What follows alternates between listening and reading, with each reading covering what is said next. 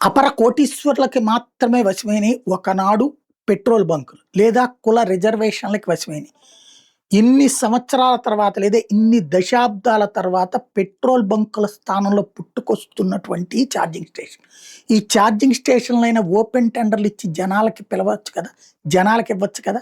మళ్ళీ కార్పొరేట్ సంస్థలకు అప్పజెప్పడం ఎందుకు? రాష్ట్ర ప్రభుత్వాలు 2 తెలుగు రాష్ట్రాల్లో ఆలోచించొచ్చు కదా!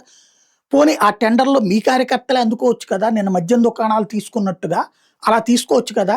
ఆ విధంగా పోనీ కార్యకర్త కూడా ప్రజల్లో ఒక భాగం అనుకుంటారు కదా! అట్లా గాకుండా కార్పొరేట్ శక్తులను పిలిచి 130, 150 ఛార్జింగ్ స్టేషన్‌లు ఒకడికే అప్పజెప్తే ఎవడికి మేత మేపినట్టు మనం? ప్రజల కోసం, మన వాళ్ళ కోసం ఎందుకు ఆలోచించము?